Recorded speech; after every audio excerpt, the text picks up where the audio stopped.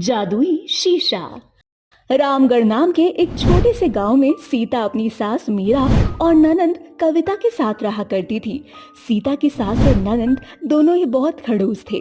सीता को जरा भी पसंद नहीं किया करते, क्योंकि सीता एक गरीब परिवार से थी और शादी के समय वो दहेज भी लेकर नहीं आई थी।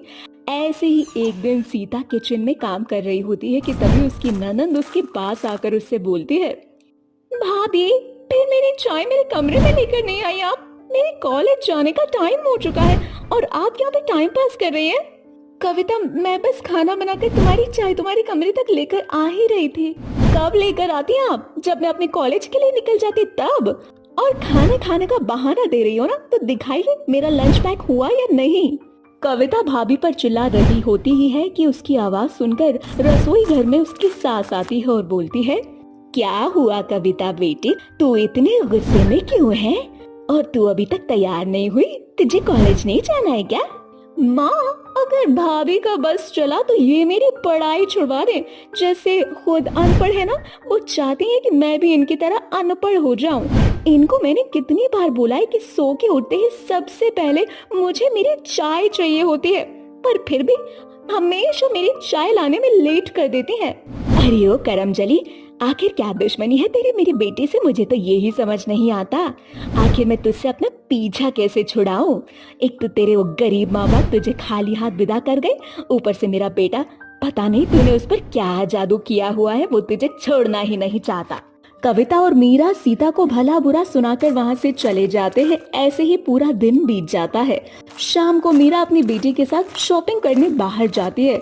जब वो दोनों शॉपिंग करके घर आते हैं तो सीता को सोता देख बोलते हैं, ये देख, हम यहाँ जलती धूप में शॉपिंग करके थक कर आए हैं और ये महारानी जी आराम से बिस्तर पर पड़े खाट तोड़ रही हैं।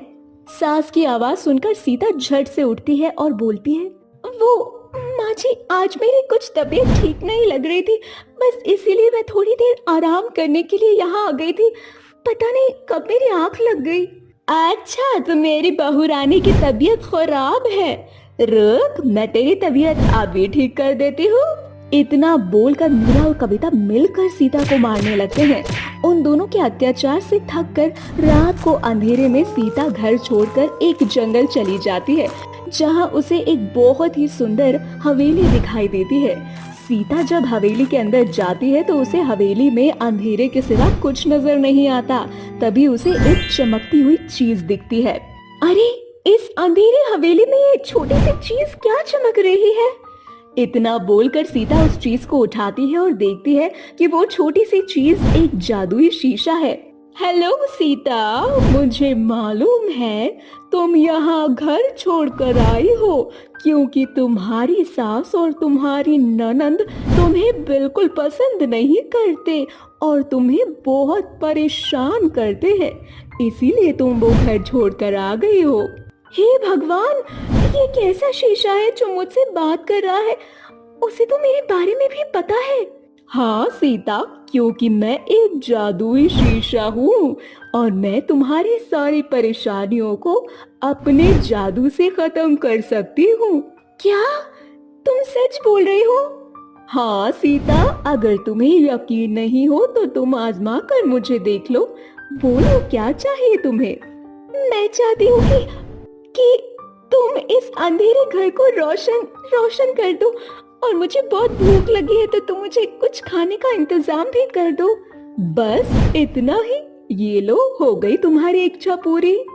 सीता के इतना बोलते ही हवेली में लाइट जल जाती है। सीता के सामने एक शानदार भोजन प्रकट हो जाता है। अब सीता उस भोजन को खाती है। तभी जादुई शीशा उससे बोलती है, सीता, मुझे लगता है कि तुम्हारा पेट भर चुका है, रात भी काफी हो चुकी है, अब तुम्हें अपने घर जाना चाहिए। नहीं नहीं, मैं उस घर नहीं जाऊंगी जहाँ मुझे कोई प्यार नहीं करता, जहाँ मेरी सास और मेरी ननद मुझे बहुत मारते हैं और सताते हैं।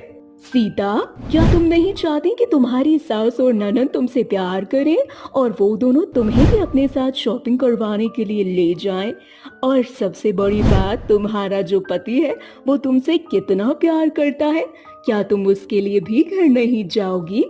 मैं चाहती हूँ, पर ऐसा हो नहीं सकता, क्योंकि वो दोनों मुझे बिल्कुल पसंद नहीं करते, क्योंकि मैं एक गरीब परिवार से हूँ और मेरे पिताजी ने मुझे दहेज में कुछ भी नहीं दिया था। पर मेरे पति बहुत अच्छे हैं। मुझे समझ नहीं आ रहा मैं क्या करूं। अब सब कुछ मुमकिन है सीता, बस तुम मेरे साथ अपने ससुराल चलो। ठीक है, तुम बोलती हो तो मैं फिर से अपने घर जाने को तैयार हूँ। इस तरह से जादुई शीशा अपनी जादुई शक्तियों की मदद से सीता के साथ उसके ससुराल पहुंच जाती है और अगली सुबह मीरा और कविता के उठने से पहले ही जादुई शीशा घर का सारा काम खत्म कर देती है। सीता में परिवर्तन देखकर मीरा और कविता को थोड़ा अजीब सा लगता है, जिसके बाद दोनों सीता के कमरे में एक जादुई शीशा देखते हैं जिससे सीता बात कर रही होती है। ये देखकर दोनों को पता चल जाता है कि ये सारा का सारा कमाल उस जादुई शीशे का है। जिसके बाद कविता अपनी भाभी के हाथ से जादुई शीशा छीन लेती है और बोलती है, ये जादुई शीशा है माँ, देखो जादुई शीशे की मदद से ये हमारी नजरों में महान बनने की कोशिश कर रही थी।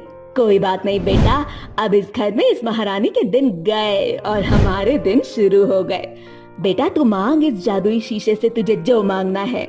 जिसके बाद कविता उस जादुई शीशे से बोलती है, मुझे बहुत सुंदर बना दो, इतना सुंदर कि हर कोई बस मेरी सुंदरता की तारीफ करता रहे, और मेरी इस गरीब भाभी को बदसूरत बना दो, इसे देखकर सब इसे ताने मारे।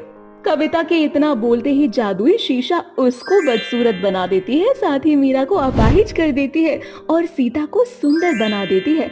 जिसके बाद जादुई शीशा उन दोनों से बोलती है, मैं सिर्फ अच्छे लोगों की मदद करती हूँ, तुम जैसे बुरे लोगों की नहीं। मैं यहाँ तुम दोनों को तुम्हारे किए की सजा देने आई हूँ, क्योंकि तुम दोनों अपनी बेचारी बहू पर बहुत ज्यादा जुल्म करती हो। नहीं जादुई शीशा, ऐसा मत करो, इन दोनों को ठीक कर दो। मैं इन दोनों को नहीं पसंद, इसीलिए मैं तुम्हारे साथ यहाँ से बहुत दूर चली जाऊंगी। पर तुम मेरी सास और ननद को ठीक कर दो और मुझे भी पहले जैसा बना दो। अपनी सास और ननद को वो ठीक करवा लेती है, जिसके बाद मीरा और कविता की आंखें खुल जाती हैं।